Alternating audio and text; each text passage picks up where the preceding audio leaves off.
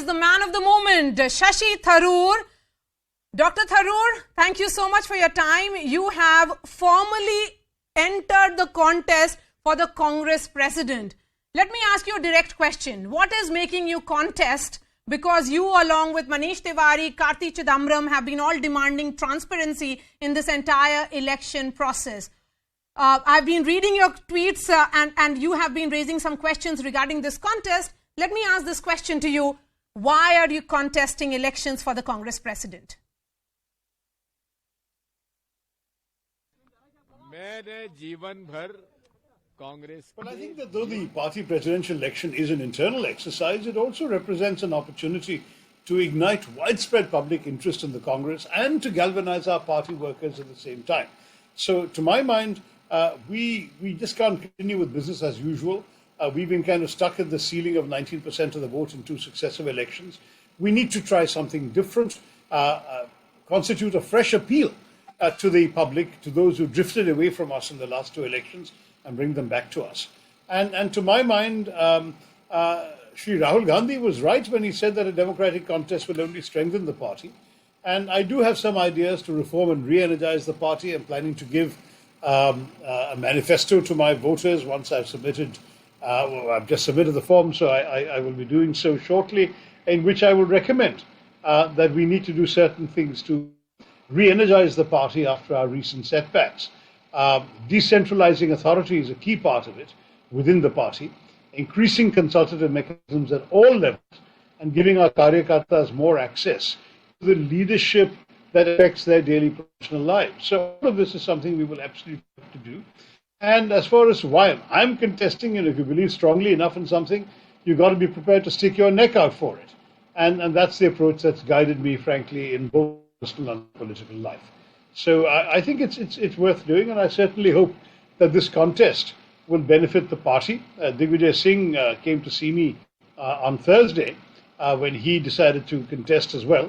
And we embraced each other as friends and brothers in the party, and we said that this is not going to be a battle between rivals, it's going to be a friendly contest between colleagues to capture the affections or the votes of our own colleagues, of our own party workers. That's what this is all about. Yes, Dr. Tharoor, you've made that point that the Congress has reached that point. Right now it is at 19%.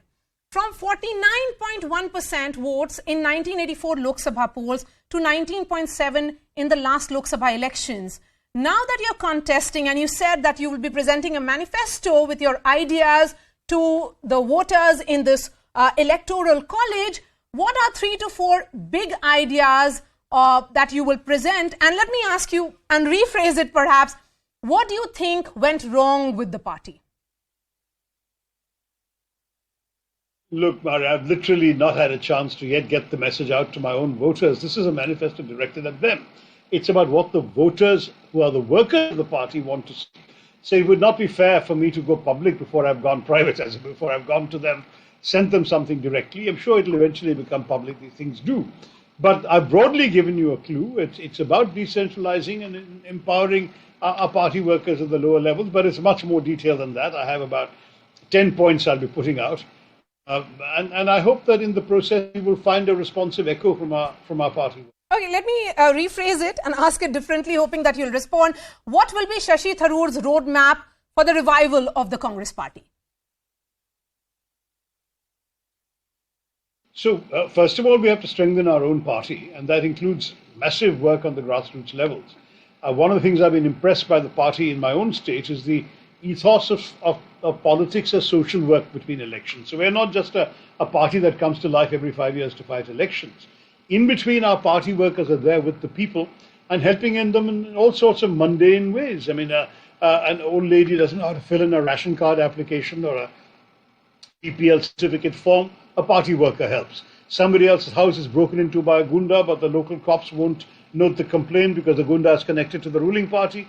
So the party worker goes and finds out, calls me as the MP who's not part of the ruling party and says, hey, will you talk to the commissioner or somebody high up and get them to come and investigate this. All these are things that have actually happened I'm talking about. That kind of thing where every time in between elections, the party is present in the daily lives of ordinary people, That kind of politics the Congress used to be very good at, and in many parts of the country we're not doing. I'd like to see more of that happening. I think certainly we need to turn then back to the people and mount a robust fight against the evident deficiencies of the BJP's economic governance, the rank unemployment, the issues that in fact we've been raising in Rahul Gandhi's Bharat Jodo Yatra, of unemployment, of high inflation, of faltering economic growth. All of these things also need to be brought once again front and square. We can't just sit back and let the BJP have a free ride. And then as far as the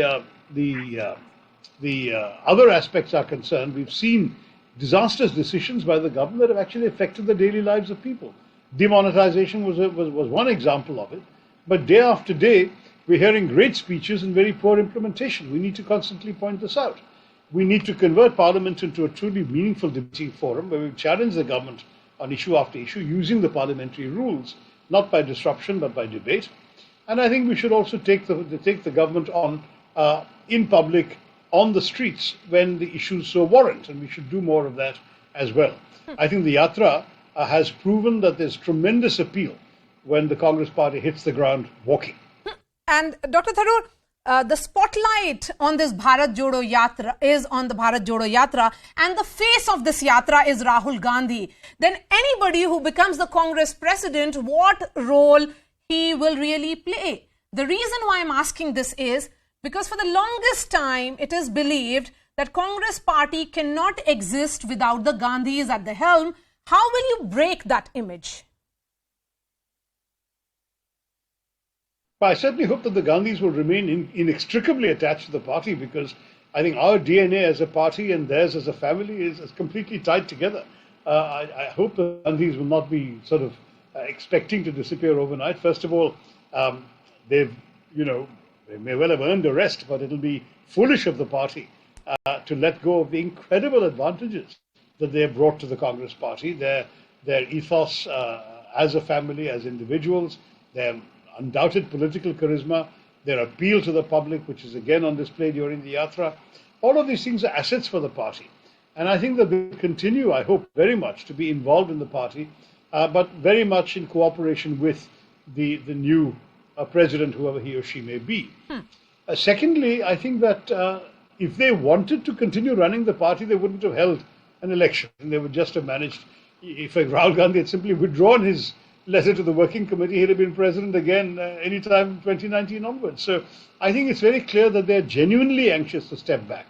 And so rather than implying that there's going to be some sort of remote control operating there, I think we should just hope that they will do more than they say they are going to do to be involved in a party that certainly needs their wonderful image to work with us. And given the latest fiasco that happened in Rajasthan and Mr. Ashok Gehlot opting out of the race for the president, one concern certainly is of the legitimacy and the authority that the Congress president will really have when you can't really decide the chief minister of a state. No, first of all, I think the legitimacy comes from the process of election. There is no party in India which has had such an open and public election to elect its president. And if the Congress does that, it seems to me that the Congress is setting an example, throwing the sunlight of inner party democracy on our own work, that others should actually applaud and learn from. I think it will be very healthy if all other parties follow our example. So on that one, the legitimacy of the president should not be doubted once that president has been elected. On the question of Ashok Gehlot, who's a dear friend and a respected senior colleague of our party, all I can say is that if you're contesting an election, you're prepared to take on whoever comes down the road. If it was Mr. Gehlot, if it's Mr. Digvijay Singh today, if it's somebody else tomorrow, we'll just have to face it. And I think that's fine, because this is not a battle between rivals. It's a very friendly contest between colleagues. And that spirit that we're entering all of this, and as far as I'm concerned, it's welcome that the Congress president, Rahul Gandhi and Priyanka Gandhi, have all said to both Digvijay Sahab and me that the Nehru Gandhi family welcomes these elections. They'd like to see a diverse field of candidates contesting, and they're neither directly nor indirectly backing any one candidate. I think that's great. And we should go ahead in that spirit and see what comes out of the result. I know you have a busy day ahead, so I'm going to ask my last question to you, Dr. Tharoor. How do you think a non-Hindi speaker president will fit in a role of a national party of a country where over 43% people speak Hindi? देखिए, अगर हमारे राजनीति करने की जरूरत है तो आपको हिंदी बोलना ही पड़ेगा. तो नॉन हिंदी स्पीकर को बहुत बहुत बड़े कठिनाई होंगे. फिर भी हमारे देश, हमारी राजनीति में आपको पता है कि कभी कभी बहुत महत्वपूर्ण नेता भी थे जो हिंदी पब्लिकली नहीं बोलते थे. आपको नाम पता है, मैं नाम नहीं इस्तेमाल करना चाहता हूं, लेकिन मैं उनमें से एक नहीं हूं. मैं तो हिंदी बोलता हूं और मैं तो हर रोज संसद से निकाल के साउंड बाइट देता हूं हिंदी चैनलों पे. इसलिए मेरे ख्याल में आपके दर्शकों को अच्छी तरह पता है कि मैं हिंदी बोल सकता हूं. All right, Dr. Shashi Tharoor, I wish you luck. Thank you so much for your time. That was the man of the moment, Shashi Tharoor, who is all set to contest the upcoming elections for the Congress president. Now the focus shifts on 8th of October. Will there be pressure on him to withdraw his candidature? Because it's amply clear now that it is Mallikarjun Kharge who has the endorsement of the Gandhis. And given the list of proposals that he has managed, it's very clear that he has support of the Gandhis as well. That's all from me. Anusha joins you next.